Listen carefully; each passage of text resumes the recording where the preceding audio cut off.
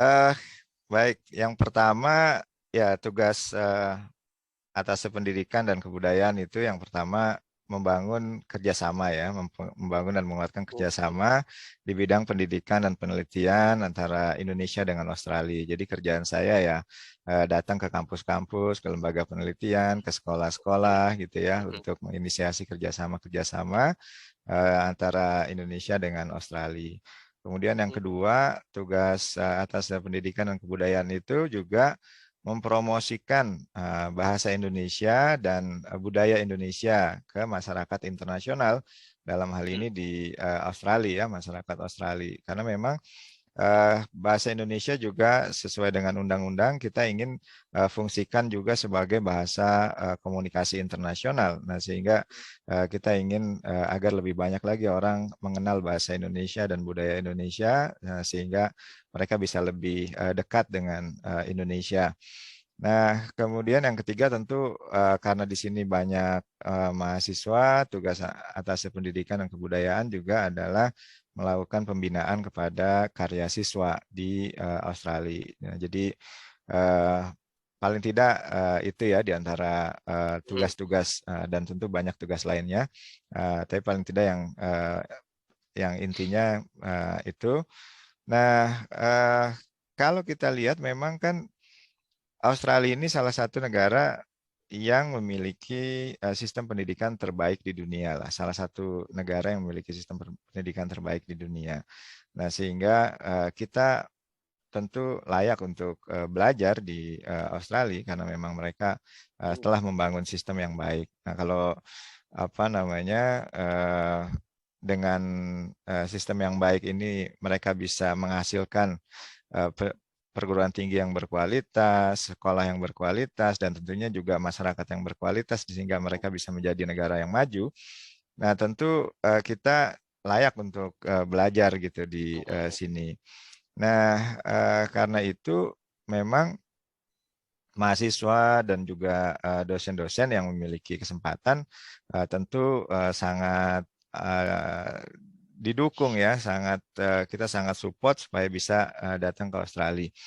Nah, pemerintah sendiri juga sekarang dengan kebijakan Merdeka Belajar dan Kampus Merdeka itu sangat mendorong kepada mahasiswa maupun dosen untuk bisa berkegiatan di luar negeri, terutama di negara-negara maju ya, supaya kita bisa selain terekspos dengan environment-nya, tapi kita juga bisa belajar lebih banyak dari negara maju.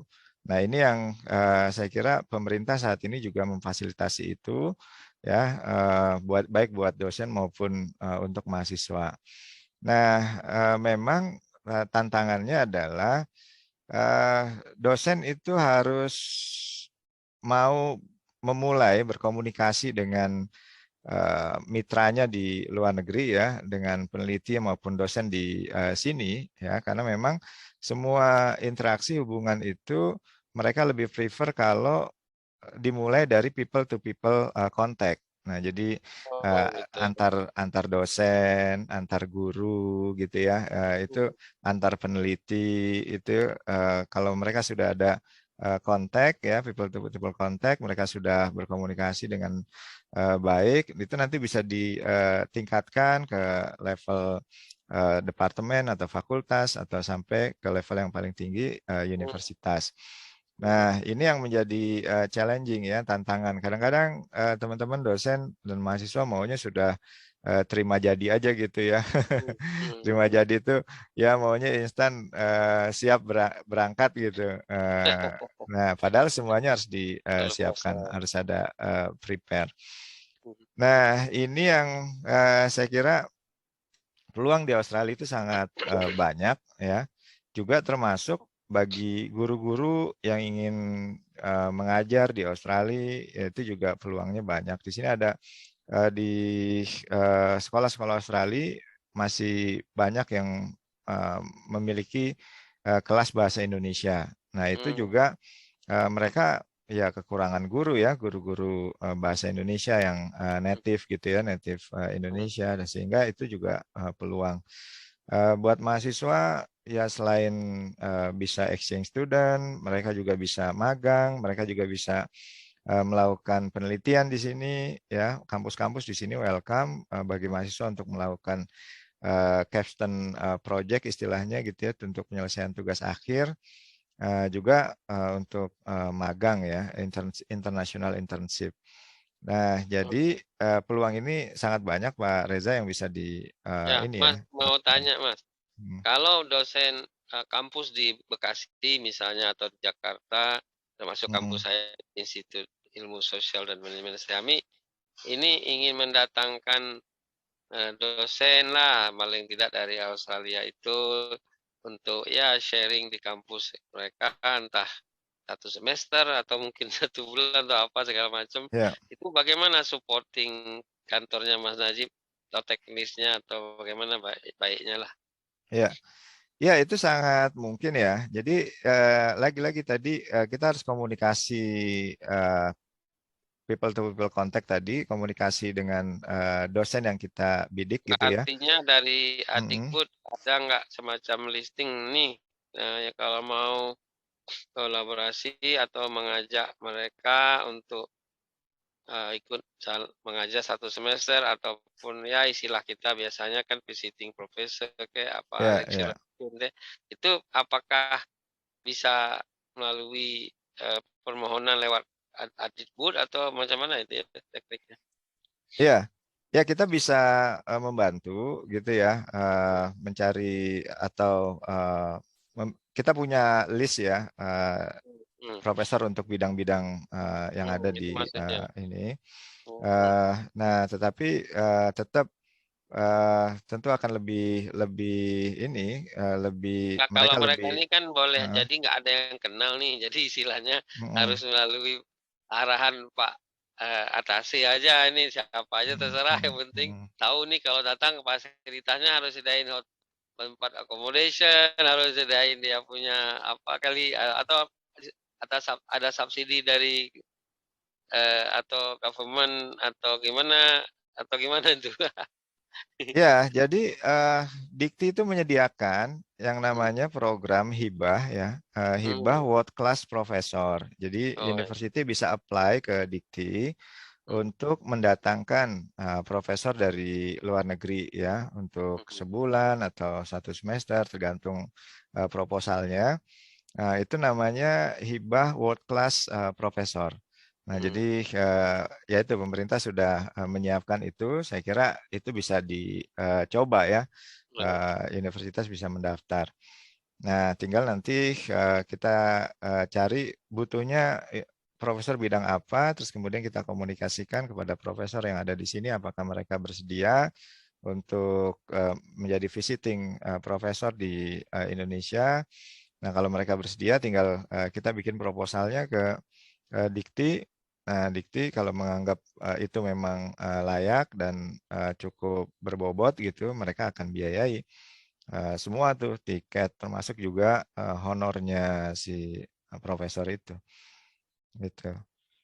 Apa terkait apa saja eh, tugas dan tanggung jawab Mas Najib kalau masih ada mau disampaikan silahkan, tapi kalau mau menyampaikan hal-hal lain dalam 5 menit terakhir supaya benar 1 jam, tapi kalau mau 2 jam boleh juga, tapi nanti kalau kelamaan Pak Atase masih berdas ini pasti baru pulang kantor dan ntar lagi di sana kan beda 4 jam dengan kita ya, jadi Anda Heeh. sekarang di situ kira-kira sudah pukul berapa itu 17 sekian atau berapa itu. Iya, Oke, iya. silakan. Nah, apalagi yang Mas Najib ingin sampaikan, mangga apalagi urusan kaitan masih dengan Iya. chapter 1, chapter 2, chapter 3 yang kelewat barangkali atau silakan. Iya, jadi saya ini aja, pemerintah sekarang ini sedang memberikan peluang yang sangat banyak bagi mahasiswa maupun dosen ya untuk tumbuh berkembang, termasuk juga untuk melakukan mobilitas internasional. Bukan hanya untuk mahasiswa S1, tapi juga untuk mahasiswa vokasi. Jadi di vokasi, Dirjen Vokasi juga punya program untuk internasional Indonesian International Student Mobility ya untuk mahasiswa vokasi. Nah, jadi ini bisa dimanfaatkan, tinggal kita senantiasa update aja dengan informasi-informasi dari Kementerian Pendidikan. Banyak peluang-peluang yang bisa dimanfaatkan untuk melakukan pengembangan diri, baik bagi dosen maupun mahasiswa. Nah, jadi mudah-mudahan kita bisa memanfaatkan secara maksimal. Karena sebagai contoh Pak Reza, tahun lalu pemerintah menyediakan itu Hmm. kuota 1.000 mahasiswa S1 untuk melakukan international student mobility. Nah, itu ternyata yang terserap hanya sekitar 700 gitu. Oh, Jadi oke. jadi entah karena ya pada tidak tahu atau mereka tidak mempersiapkan diri ya. Hmm. Jadi tahu tapi daftar asal-asalan gitu ya, nggak Hmm. mempersiapkan diri ya, jadi nggak layak gitu. Karena Itu 700 itu secara personal mendaftar, bukan kampus sekian puluh orang, kampus ini enggak gitu oh ya? enggak, personal masing-masing mahasiswa. Jadi Oh, ya kampus menominasi aja, kampus ini ya memberikan rekomendasi ya. mhm. Itu tapi masing-masing mahasiswa harus daftar.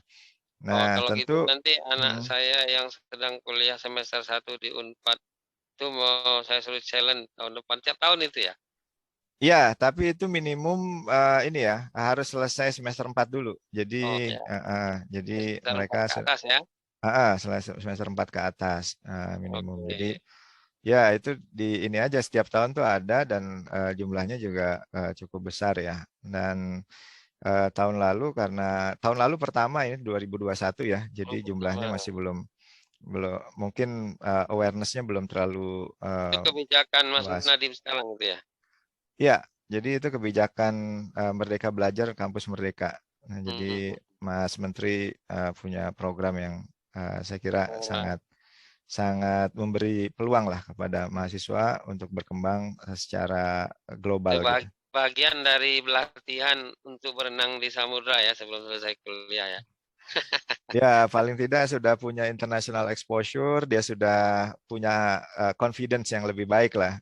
Ya, karena kan analogi Mas Menteri itu kan yang kuliah selama ini kan cuma belajar teori berenang, nggak pernah diajak ke kolam renang, apalagi berenang di alam di samudra yang luas. Jadi akibatnya selesai kuliah berenang aja nggak bisa, lihat kolam renang aja jarang-jarang, apalagi tiba-tiba ditaruh di samudra, tiba-tiba langsung kelelep gitu kan. Jadi oke, kalau dilihat dari 1 jam saja memang sudah 1 jam bahkan lebih dikit, tapi soalnya ini nggak mesti 1 jam, nggak ada yang batasi juga. Tapi setidaknya untuk pertama kali ini sangat inspiring.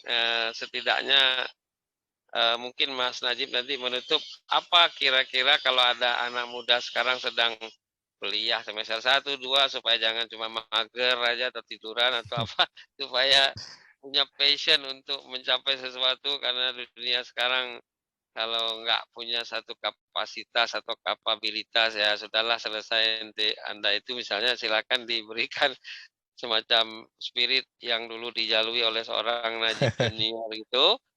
Dan jangan lupa mohon izin juga nanti kami akan mengarrange lagi yang langsung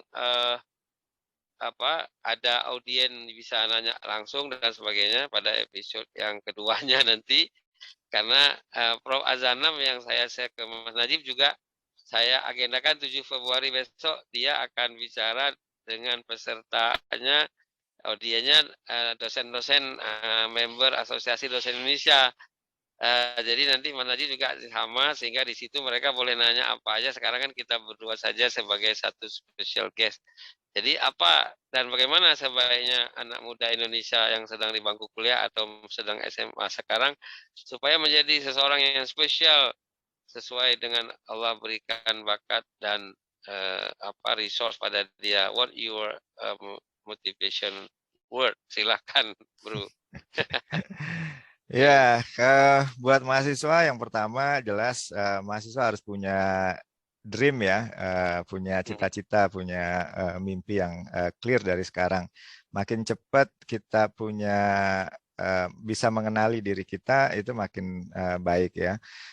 Karena dengan begitu kita bisa lebih cepat mempersiapkan diri. Nah, jadi karena situasi sekarang ini perubahan begitu cepat ya, tentu kita harus bisa berada di atas perubahan-perubahan yang ada itu. Jadi tentu kemampuan yang harus kita miliki adalah kemampuan untuk berintegrasi dengan perubahan-perubahan yang terjadi. Nah, jadi teman-teman, bagaimana kita bisa berintegrasi dengan perubahan-perubahan yang terjadi? Tentu kalau kita memiliki yang namanya growth mindset ya. Jadi kita melihat masa lalu itu sekedarnya aja, tapi masa depan itu sesuatu yang harus kita investasikan sehingga selalu tumbuh dan berkembang. Investasi yang terbaik di mana? Investasi yang terbaik ya ada di dalam diri kita sendiri. Kita banyak belajar, banyak apa namanya menimba pengetahuan baru, wawasan baru, dan itu yang akan membuat kita bisa berintegrasi dengan perubahan-perubahan.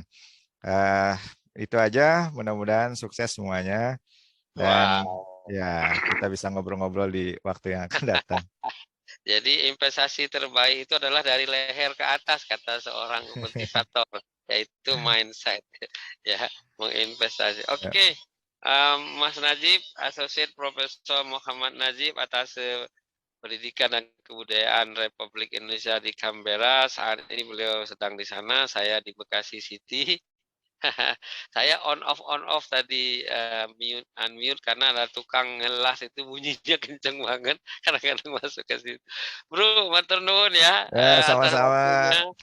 Semoga Allah beri kesehatan terus bersama keluarga yang Amin, tadi amin. sejak awal sudah Allah beri kesempatan bisa bersama-sama di Tokyo yang tadinya udah pening kemana satu kemana satu ini. Saya kira itu tidak Alhamdulillah. tidak lepas dari semuanya atas berkat rahmat Allah yang Maha Kuasa yang Alhamdulillah, yang alhamdulillah. didorong oleh doa orang tua sehingga bisa dengan enjoy di kampus yang sama di Tokyo sana. Oke, mudah-mudahan Mas Najib menjadi salah satu kandidat pejabat dikti ke depan. Ya, apapun jabatan selalu bukan merupakan sesuatu yang kita kejar-kejar, tapi karena saya tahu Mas Najib ini bukan orang kejar jabatan, tapi kapasitas Mas Najib sebagai the top business management lecturer in the world, nah itu patut diapresiasi. Jadi Makasih, makasih. YouTube-nya masih sempat rekaman-rekaman lagi nggak atau apa? Biasanya kan ngundang orang kayak gini juga nanya-nanya, saya Iya, suka iya, nonton iya. bagus banget tuh. Kalau bisa jangan dihentikan setidaknya di hari libur boleh diteruskan itu. Betul, betul. Ya, insya Allah nanti nyari waktunya nih yang pas. Nah, mungkin Waktunya. orang-orang di Australia sana mungkin ada toko-toko yang Ya, ya. sambil kenal lebih dalam, lebih dekat kan. Karena saya sendiri punya komunitas masyarakat Aceh juga di Australia itu. Nah, ya. Jadi nanti saya kenalkan juga, siapa tahu bisa nambah teman ya. Siap, siap, siap, siap. Terima Baik, kasih, terima kasih. matur nuwun, terima Sama-sama, kasih. Pak Reza. Sampai jumpa Ya, lagi. insya Daun Allah. sirih, daun kayu, terima kasih, thank you. Makasih, makasih. Ya, Ya, sampai Waalaikumsalam. jumpa. Ya, ya. Assalamualaikum. Waalaikumsalam warahmatullahi wabarakatuh. Salib sama-sama.